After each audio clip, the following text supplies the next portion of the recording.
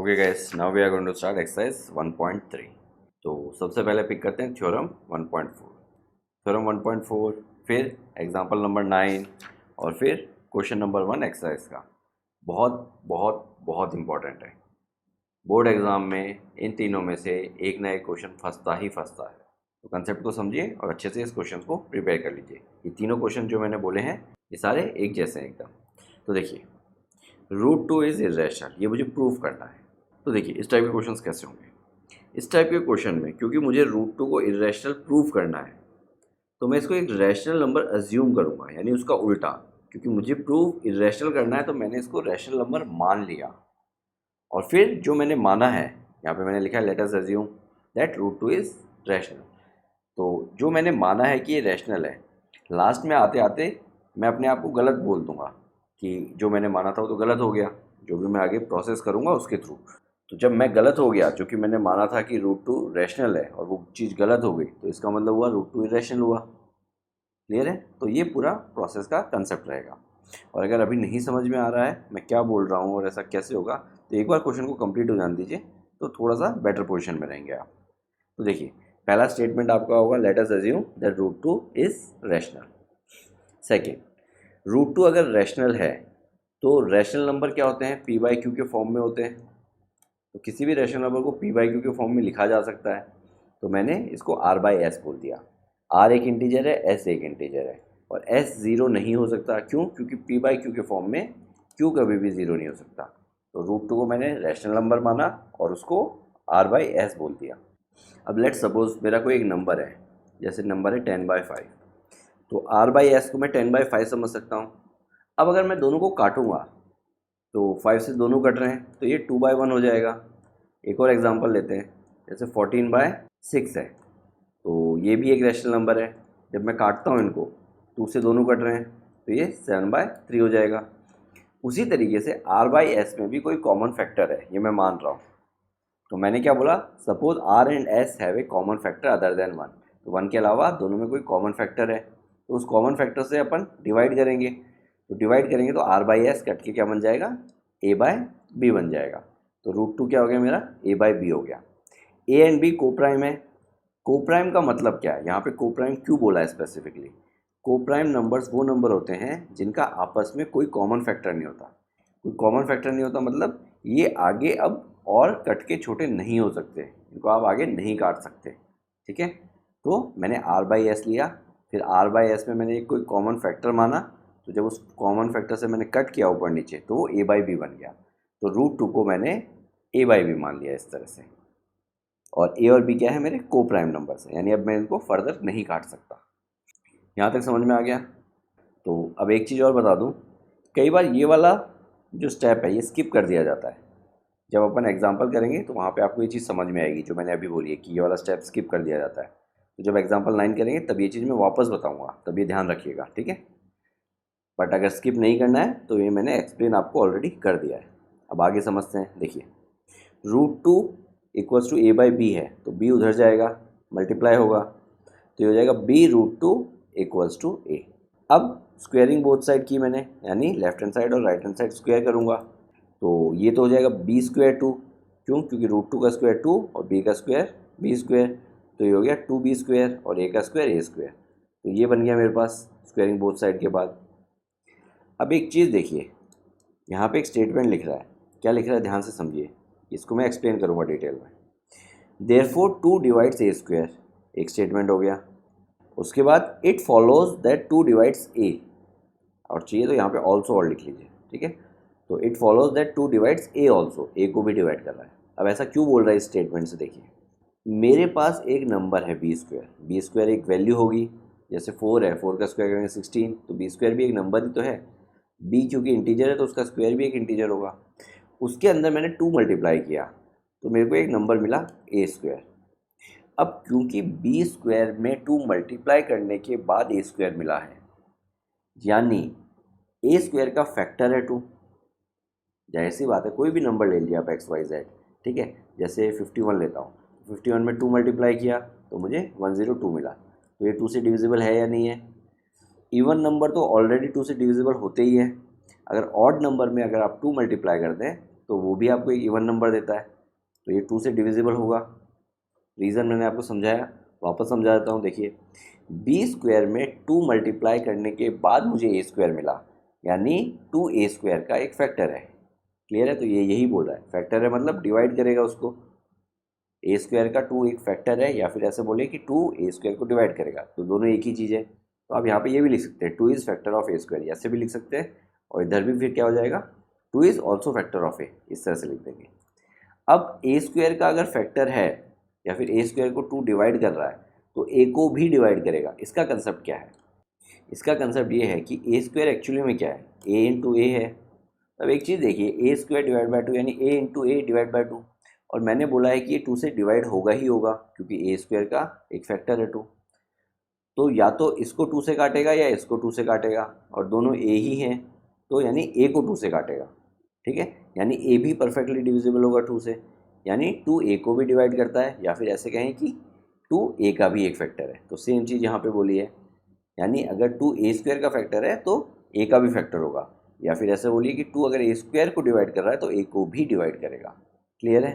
तो ये वाला कंसेप्ट अगर समझ में आ गया तो ये वाला कंसेप्ट अपन आगे सॉल्व करते वक्त दोबारा यूज़ करेंगे, तो ये ध्यान से याद रखिएगा। अब आगे चलते हैं। देखिए अगर ए का फैक्टर है 2 या फिर ए को 2 डिवाइड कर रहा है तो डिवाइड करने के बाद कुछ मिलेगा। जैसे मैंने ए डिवाइड बाई 2 किया तो लेट सपोज मुझे सी मिला, मैं मानता हूँ कि सी मिला, तो 2 को उधर ले जाऊँगा तो ए क्या हो जाएगा मेरा, 2c हो जाएगा। तो जो कुछ भी मिला उसको मैंने सी एज्यूम कर लिया, तो ए इक्वल्स टू 2c हो गया इस तरह से। तो वही चीज़ मैंने यहाँ पे लिखी है कि अगर ए 2 को डिवाइड कर रहा है तो कुछ c मिलेगा, तो ए इक्वल्स टू 2c हो जाएगा। क्लियर है? तो अब मैं क्या करूँगा, देखिए इसको मैं इक्वेशन 1 बोलता हूँ, इसको इक्वेशन 2 बोलता हूँ। इक्वेशन 1 में मैं ए की जगह 2c लिख सकता हूँ। मैंने इक्वेशन 2 में से ए की वैल्यू उठा के इक्वेशन 1 में रख दी, तो इक्वेशन 1 क्या हो जाएगी, ए स्क्वायर की जगह वो बन जाएगा 2c का होल स्क्वायर, क्योंकि ए की जगह मैंने 2c लिख दिया और 2c का होल स्क्वायर होता है 4c स्क्वायर। तो इक्वेशन क्या बन गई मेरी, 2b square equals to 4c square. इस वाली इक्वेशन में मैंने ए स्क्वायर की जगह 2c लिख दिया और 2c स्क्वायर से वो 4c स्क्वायर बन गया, तो इक्वेशन बन गई मेरी 2b square equals to 4c square. अब देखिए ये 2 उधर जाएगा डिवाइड में, तो इधर इस तरह से आएगा और 4 और 2 कटेंगे तो सिर्फ 2 मिलेगा, तो B square equals to 2c, ये मेरी एक इक्वेशन आ गई। तो अब देखिए B square equals to 2c square.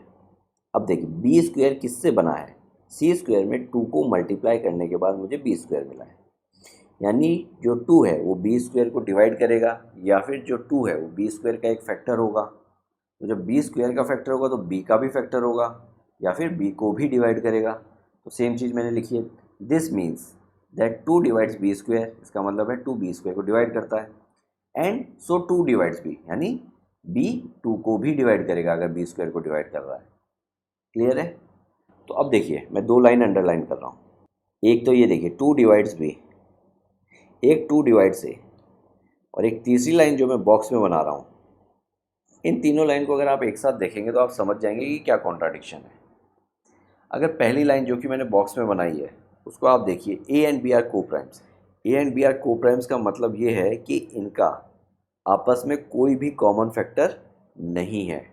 But मैंने यहाँ पे क्या बोल दिया, 2 डिवाइड से, यानी 2 ए को डिवाइड करता है यानी ए का फैक्टर है 2, और 2 बी को भी डिवाइड करता है यानी 2 बी का भी फैक्टर है। तो अब देखिए दोनों का कॉमन फैक्टर 2 है कि नहीं है, क्योंकि 2 ए का भी फैक्टर है और 2 बी का भी फैक्टर है, और यहाँ पे बोल रहा है ए और बी को प्राइम है, मतलब इनका कोई कॉमन फैक्टर नहीं है।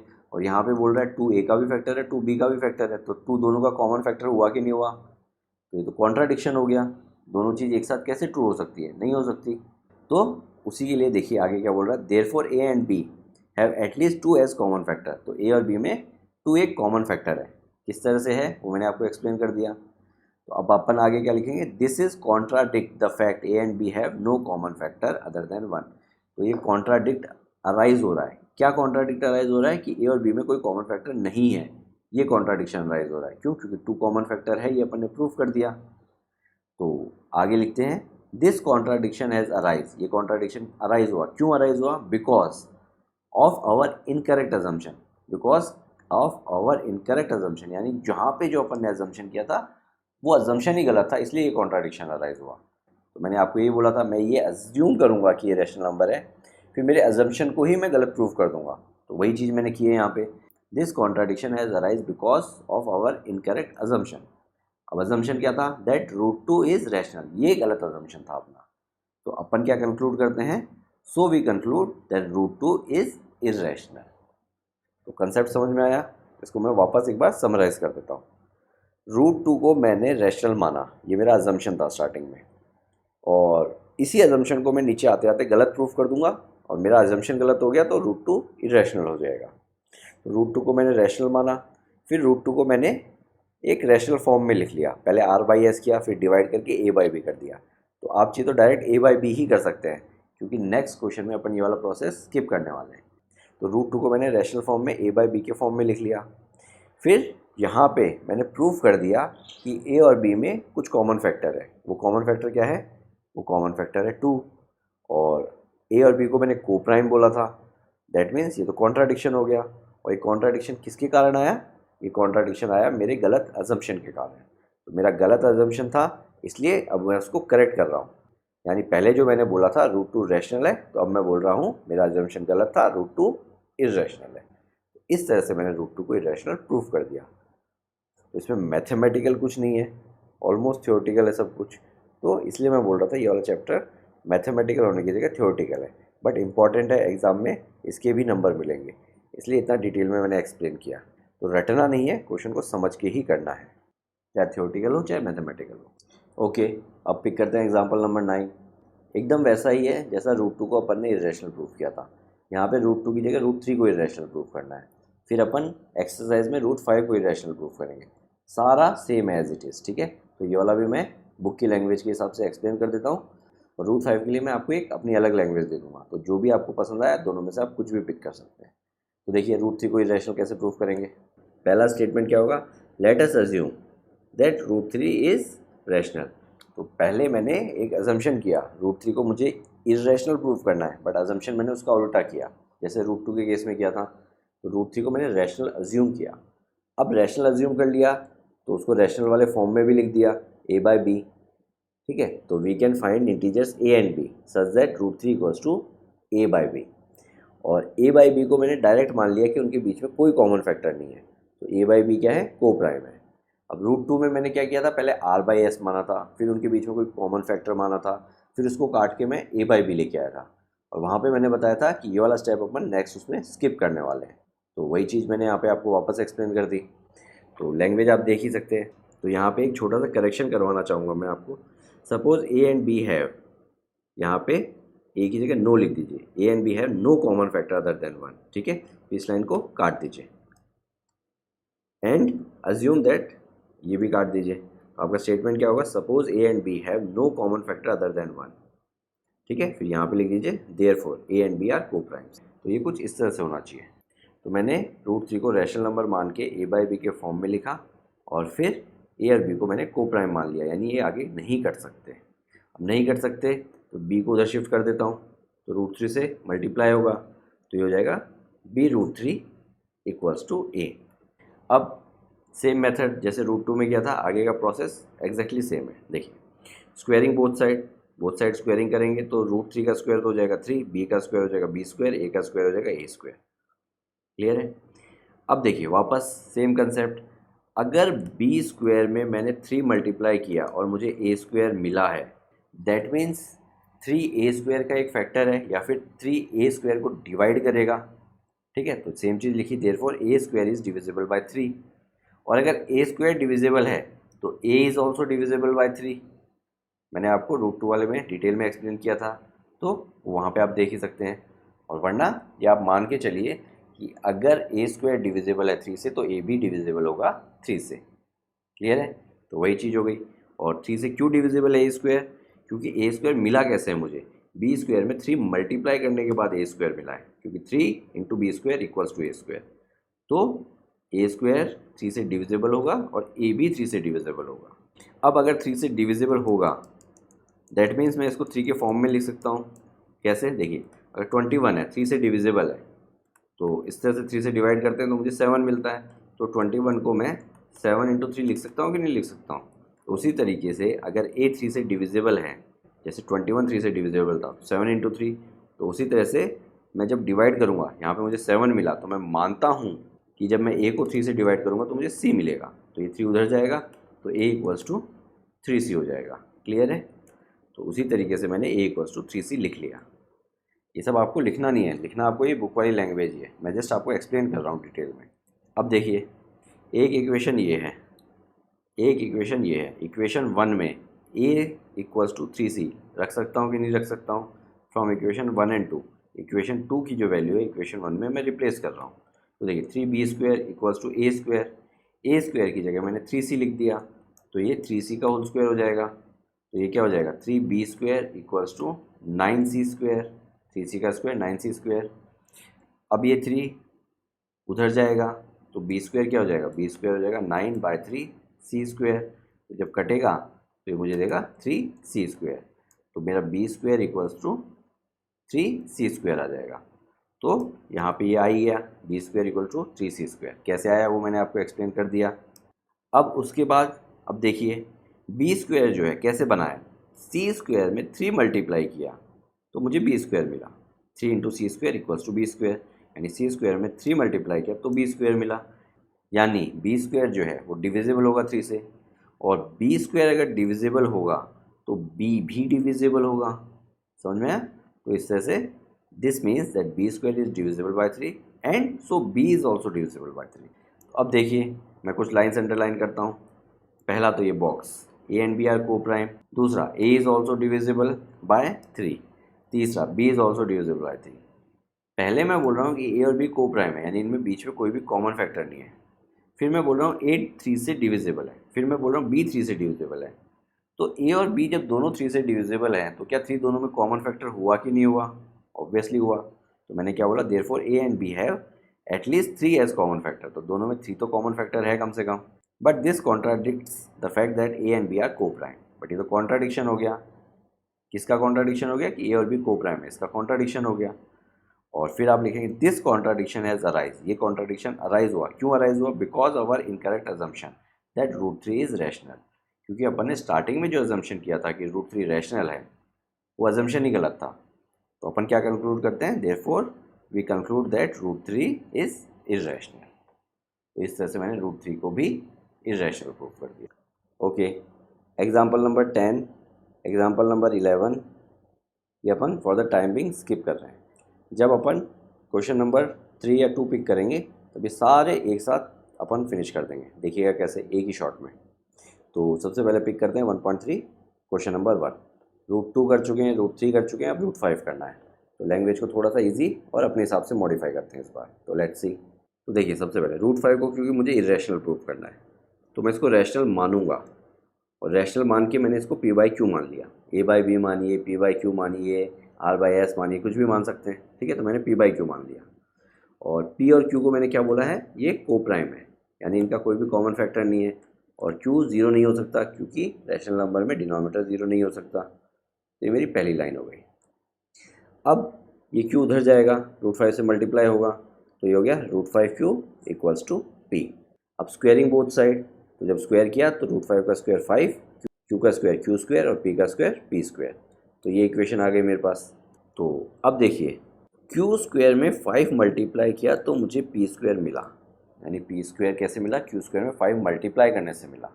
तो मैं क्या बोल सकता हूँ कि 5 डिवाइड्स p², 5 p² को डिवाइड करेगा, और 5 p² को डिवाइड करेगा तो ये p को भी डिवाइड करेगा। It will divide p also, मतलब 5 विल डिवाइड, यहाँ पे चाहिए तो 5 विल डिवाइड p ऑल्सो, ऐसा भी लिख सकते हैं आप। तो p² को डिवाइड करेगा तो p को भी डिवाइड करेगा। अब अगर p को 5 डिवाइड करेगा तो यानी p डिवाइड बाय 5, तो लेट सपोज मुझे कोई एक नंबर मिलेगा r, डिवाइड कर रहा है तो डिवाइड करने पे कुछ तो मिलेगा, तो मैंने माना r मिलेगा। तो 5 उधर जाएगा, तो p को क्या मैं 5r लिख सकता हूँ? तो वही मैंने किया, p = 5r कर दिया मैंने। अब p = 5r कर दिया तो ये जो p की वैल्यू है उठा के मैंने यहाँ पे रख दी, इक्वेशन 2 में से उठा के इक्वेशन 1 में रख दी। √2 वाले केस में भी यही किया था, √3 वाले केस में भी यही किया था, √5 वाले केस में भी सेम प्रोसेस फॉलो कर रहे हैं। तो अब p² की जगह 5r² लिखूंगा, तो देखिए ये क्या हो जाएगा? 5q² = p² था, p² की जगह मैंने 5r लिख दिया, तो 5r का होल स्क्वायर हो जाएगा। तो 5q² मेरा क्या हो गया? 25r²। अब ये 5 डिवाइड में आएगा, तो डिवाइड में आएगा तो देखिए क्या होगा, Q square equals to 25 divide by 5 R square. तो जब ये कटेगा 25 और 5 तो यहाँ पे मिलेगा मुझे 5, तो क्यू स्क्वायर मेरे पास क्या हो जाएगा, क्यू स्क्वायर हो जाएगा मेरे पास 5 आर स्क्वायर। समझ में आया? तो ये यहाँ पे देखिए इक्वेशन नंबर 3 पे समझ में आया, यानी जब मैंने p की वैल्यू उठा के इसमें रखी 5r तो मुझे ये मिल गया यहाँ पे equation number 3, Q square equals to 5r square. अब देखिए यहाँ पे क्यू स्क्वायर कैसे बना, आर स्क्वायर में 5 मल्टीप्लाई करने से क्यू स्क्वायर बना, क्योंकि Q square equal to 5r square. तो कोई नंबर अगर 5 मल्टीप्लाई करने से बना है तो 5 उसको डिवाइड करेगा, तो मैंने बोला 5 डिवाइड्स क्यू स्क्वायर, तो क्यू स्क्वायर को डिवाइड करा तो क्यू को भी करेगा, so it will divide Q also. It का मतलब अगेन यहाँ पे 5 है, यहाँ पे भी 5 है, तो आप लिख सकते हैं सो 5 विल डिवाइड क्यू ऑल्सो, और यहाँ पे लिख सकते हैं सो 5 विल डिवाइड क्यू ऑल्सो। अब इन दोनों स्टेटमेंट को देखिए, 5 will divide p, 5 will divide q, p को भी डिवाइड कर रहा है 5 और q को भी डिवाइड कर रहा है। अब इस वाले बॉक्स में देखिए p और q तो को प्राइम नंबर्स हैं, यानी इनका कोई कॉमन फैक्टर हो ही नहीं सकता, और जब 5 दोनों को डिवाइड कर रहा है तो 5 दोनों का कॉमन फैक्टर है। तो ब्लैक वाली लाइन देखिए, दस 5 is the common factor for both p and q, यानी p और q का दोनों का 5 कॉमन फैक्टर है। तो आगे बोलेंगे this contradicts our assumption that root 5 is rational. तो ये एक कॉन्ट्राडिक्शन हो गया, और ये कॉन्ट्राडिक्शन हो गया तो we can say root 5 is irrational. तो आप थोड़ा सा फॉर्मेट चेंज करके ये वाली लैंग्वेज भी यूज़ कर सकते हैं, और चाहिए तो एज इट इज़ बुक वाली भी यूज़ कर सकते हैं, दोनों में ही कुछ भी गलत नहीं है। समझ में आया? तो ये 3 क्वेश्चन बहुत इंपॉर्टेंट है और आपके एकदम नीट एंड क्लीन टिप्स पे होने चाहिए, क्योंकि तीनों में से एक ना एक फंसता ही फंसता है। ओके गाइस, अब पिक करते हैं क्वेश्चन नंबर 3। क्वेश्चन नंबर 2 अपन ने स्किप किया है और कुछ एग्जांपल्स स्किप किए हैं। तो क्वेश्चन नंबर 3 का फर्स्ट पार्ट मैं आपको एक्सप्लेन करूंगा, और उसको एक्सप्लेन करने के बाद ये सारे पार्ट एक ही शॉट में कंप्लीट हो जाएंगे। तो ये वाला पार्ट समझते हैं और बाकी पार्ट एक शॉट में कैसे कंप्लीट होंगे वो भी देखते हैं। तो लेट्स सी क्वेश्चन 3 का फर्स्ट पार्ट, 1/√2। इससे मुझे इरेशनल प्रूफ करना है। सबसे पहला statement, let us assume that 1/√2 is rational. क्योंकि 1/√2 को अपने को इरेशनल प्रूफ करना है तो अपन ने उसका उल्टा अज्यूम किया, उसको अपन ने रैशनल अज्यूम किया। और रैशनल अज्यूम किया तो उसको रैशनल के फॉर्म में भी लिख सकते हैं, रैशनल फॉर्म में, यानी a/b लिख दिया। a और b क्या है, मेरे को प्राइम इंटीजर्स हैं, यानी इनके बीच में कोई भी कॉमन फैक्टर नहीं है। तो उसके बाद देखिए √2 को मैं इधर ले गया ऊपर की तरफ, b को इधर ले गया और a नीचे की तरफ आ जाएगा, तो ये हो जाएगा √2 इक्वल्स टू b/a। तो कंसेप्ट यहाँ पे क्या है, कंसेप्ट यहाँ पे ये है कि जो भी इरेशनल पार्ट है, √2 मुझे मालूम है इरेशनल है, तो इरेशनल वाला पार्ट एक तरफ रखा और बाकी जो भी पार्ट था उसको दूसरी तरफ शिफ्ट कर दिया। तो √2 इक्वल्स टू b/a, ये एक इक्वेशन हो गई। तो अब नेक्स्ट स्टेटमेंट में क्या लिखूंगा, since b and a are integers so b/a will be a rational number. तो b/a एक रैशनल नंबर है। And in equation 1 b/a is equals to √2, और इक्वेशन 1 में b/a √2 के इक्वल है। अब नेक्स्ट स्टेटमेंट ब्लैक वाले कलर से देखिए, we already know √2 is irrational and it can not be equal to a rational number. तो यहाँ पे देखिए b/a मैंने रैशनल नंबर बोला क्योंकि b एक इंटीजर है और a भी एक इंटीजर है, तो b/a एक रैशनल नंबर हो गया। बट √2 एक इरेशनल नंबर है, ये अपने को ऑलरेडी मालूम है। तो क्या एक इरेशनल नंबर रैशनल नंबर के इक्वल हो सकता है? नहीं हो सकता। तो नेक्स्ट स्टेटमेंट क्या आएगा, this contradiction has arise, which contradiction, that a rational number is equal to a irrational number. तो चाहिए तो एक लाइन और ऐड कर सकते हैं आप, since we can see irrational number is equal to a rational number and this is the contradiction, and this contradiction has arise because of our incorrect assumption that 1/√2 is rational. तो अपन last में बोलेंगे hence we conclude 1/√2 is irrational. तो इस type के questions जहाँ पे √2, √3, √5 के साथ कुछ मल्टीप्लाई, ऐड या सब्ट्रैक्ट हो रहा है, तो वहाँ पे आप √2, √3 और √5 को इरेशनल पहले से मान के चलेंगे, ठीक है, यानी उसको as a identity, as a theorem use करेंगे कि √2 इरेशनल होता है, √3 इरेशनल होता है, √5 इरेशनल होता है। तो मैंने यहाँ पे √2 को ऑलरेडी इरेशनल माना है, तो मैंने यहाँ पे डायरेक्टली बोला √2 इज़ इरेशनल। बाकी क्वेश्चन में √2 को इरेशनल प्रूफ किया था मैंने। तो अब अगर यहाँ तक समझ में आ गया तो बाकी क्वेश्चंस एक शॉट में कैसे होंगे देखिए। ओके, तो अब पिक करते हैं इसका सेकंड पार्ट, क्वेश्चन नंबर 3 का। तो मैंने आपको बताया था कि किसी इरेशनल नंबर यानी √2, √3, √5, √7 इससे कुछ ऐड, सब्ट्रैक्ट, मल्टीप्लाई, डिवाइड, या फिर ये किसी को ऐड, सब्ट्रैक्ट, मल्टीप्लाई, डिवाइड कर रहा है, तो आपको √2, √3, √5 इनको इरेशनल प्रूफ करने की ज़रूरत नहीं है। इनको आप बाय डिफ़ॉल्ट मान के चलेंगे कि ये इरेशनल है और उसको यूज़ करते हुए उस नंबर को इरेशनल प्रूफ करना है। जैसे फॉर एग्जांपल फर्स्ट वाले केस में अपन ने मान के चला कि √2 इरेशनल है, तो अपन ने 1/√2 को इरेशनल प्रूफ किया, √2 को नहीं किया। तो √2 को तो अपन ने मान के चला या फिर उसको एज ए थ्योरम यूज़ किया कि √2 इरेशनल होता है। उसी तरीके से देखिए √5 के साथ कुछ मल्टीप्लाई हो रहा है, तो ये तो मैं मान के चलूँगा कि √5 इरेशनल है। यहाँ पे √5 के साथ 7 मल्टीप्लाई हो रहा है, तो इसको मुझे इरेशनल प्रूफ करना है। तो √5 को तो मैं मान के चलूँगा कि ये इरेशनल है, यानी इसको तो मैं एज ए थ्योरम यूज़ करूँगा कि √5 इरेशनल है, और उसको यूज़ करके मैं 7 √5 को इरेशनल प्रूफ करूँगा। तो लेट्स सी, देखिए सब कुछ वही रहेगा, कुछ पोर्शन में डिलीट कर रहा हूँ या फिर इरेज कर रहा हूँ। तो देखिए एक पोर्शन ये जो कि मुझे प्रूफ करना था, यहाँ से भी वो पोर्शन, यहाँ से √2, यहाँ से √2 और यहाँ से 1/√2। तो अब देखिए मुझे 7√5 को इरेशनल प्रूफ करना था, तो मैंने सबसे पहले 7√5 को रैशनल माना। अब 7√5 को मैं रैशनल मान चुका हूँ, तो इसको 7√5 को मैं a/b के इक्वल रख सकता हूँ। a और b क्या है, मेरे इंटीजर है, तो रैशनल फॉर्म में लिख दिया मैंने इसको। तो अब नेक्स्ट काम मुझे क्या करना है, मुझे इरेशनल वाला पार्ट यानी √5 वाला पार्ट एक तरफ रखना, बाकी सब कुछ मुझे दूसरी तरफ शिफ्ट करना है। तो 7 को शिफ्ट करूँगा, तो 7 यहाँ पे मल्टीप्लाई है न्यूमरेटर में, तो उधर डिनोमिनेटर में जाके मल्टीप्लाई होगा, यानी नीचे b से जाके मल्टीप्लाई हो जाएगा। तो ये थोड़ा सा पोर्शन और रब कर देता हूँ। तो नेक्स्ट स्टेटमेंट में मैं क्या लिखूँगा, √5 equals to a/7b।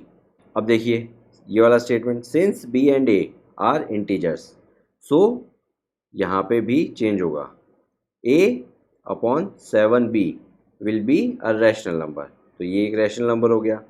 And in equation 1 यहाँ पे भी चेंज होगा, यहाँ पे आएगा a/7b इज इक्वल टू √5।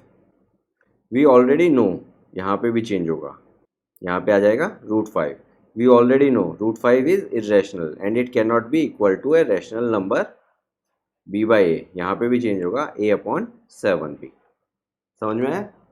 उसके बाद next statement, this contradiction has arise because of our incorrect assumption that 7√5 is rational, hence we conclude, यहाँ पे क्या आ जाएगा, 7√5 इज इरेशनल। समझ में आया? कहाँ कहाँ पे, बाकी सारी चीज़ें सेम रहेंगी, कहाँ कहाँ पे चेंज होगा वो चेंजेस मैंने लिख दिया बस यहाँ पे। तो एक बार समराइज़ कर देता हूँ, 7√5 को मैंने रैशनल माना, फिर √5 वाला पोर्शन एक तरफ रखा, बाकी सारा पोर्शन दूसरी तरफ शिफ्ट कर दिया, तो जो दूसरी तरफ बना वो एक रैशनल नंबर बन गया, और √5 एक इरेशनल नंबर है, तो एक इरेशनल नंबर रैशनल नंबर के इक्वल हो नहीं सकता, तो वो चीज़ मैंने यहाँ पे नीचे एक्सप्लेन कर दी। और फिर बताया कि ये कॉन्ट्राडिक्शन क्यों आया, क्योंकि जो अपना स्टार्टिंग का अजम्पशन था वही गलत था, तो इसलिए अपन अब बोल सकते हैं कि 7√5 एक इरेशनल नंबर है। क्लियर है? अब देखिए थर्ड वाला पार्ट पिक करते हैं, 6 + √2। तो इसको कैसे करेंगे, let's see.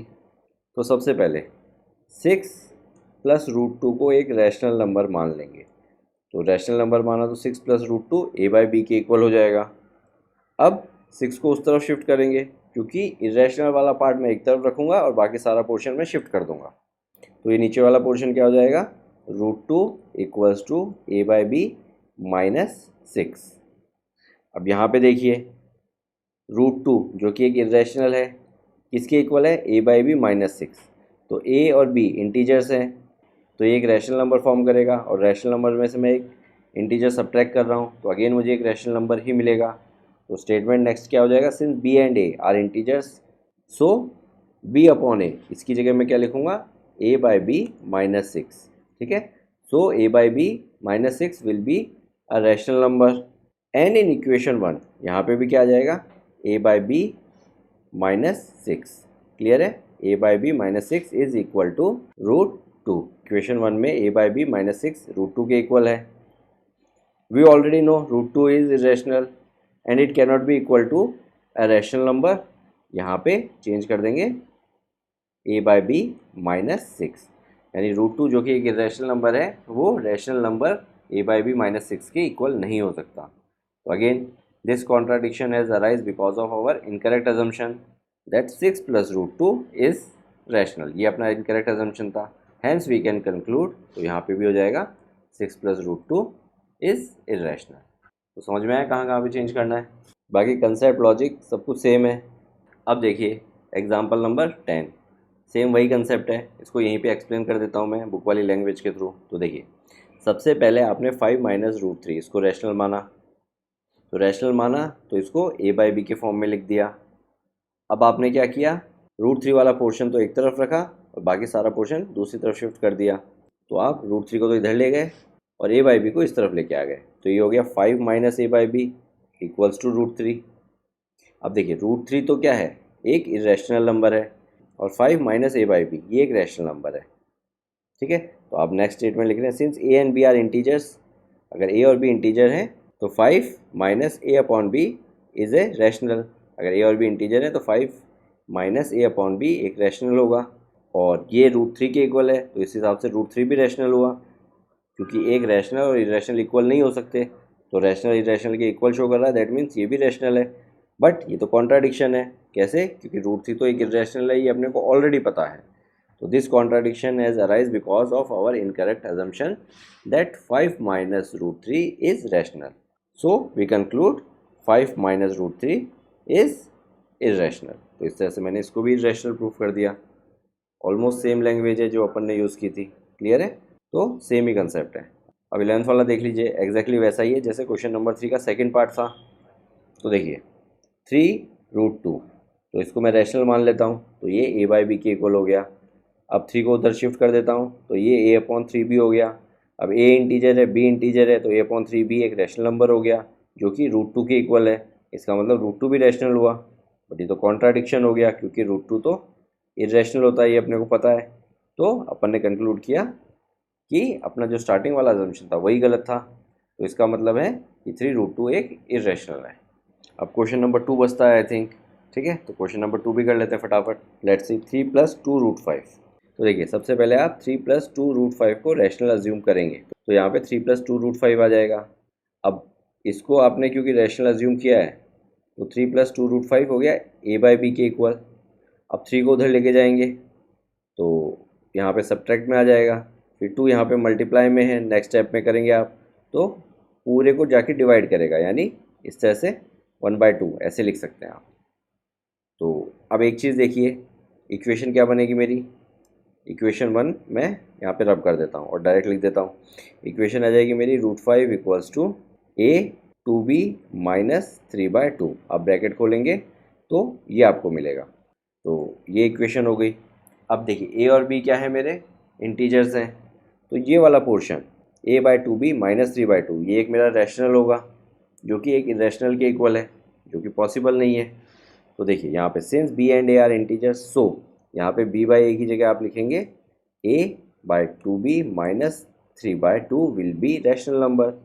And in equation 1 again यहाँ पे b/a की जगह क्या आएगा, a/2b - 3/2 is equals to √5।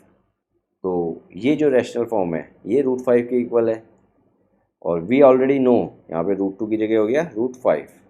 We already know √5 is irrational and it can not be equal to a rational number. तो यहाँ पे रैशनल नंबर कौन सा है, a/2b - 3/2। This contradiction has arise because of our incorrect assumption that 3 + 2√5 is rational. ये incorrect assumption था, hence we conclude 3 + 2√5 is irrational. तो अभी लास्ट में जितने भी क्वेश्चन अपन ने डिस्कस किए हैं सबका एक ही बेसिक कंसेप्ट है और एक टाइप की ही लैंग्वेज है, तो जस्ट रिपीटेशन है। एक समझ में आ गया तो बाकी अपने आप होते चले जाएंगे, क्लियर है। तो इसी के साथ ये वाली एक्सरसाइज भी फिनिश होती है। स्पेसिफिकली इस चैप्टर के लिए मैं सजेस्ट करूँगा कि एटलीस्ट आप 10 साल के पेपर्स पिक कीजिए, अगर एक्स्ट्रा बुक आप नहीं पिक करना चाहते हैं तो, ठीक है। और फिर भी कहीं कुछ इशू आता है तो please let us know, will try to help you out.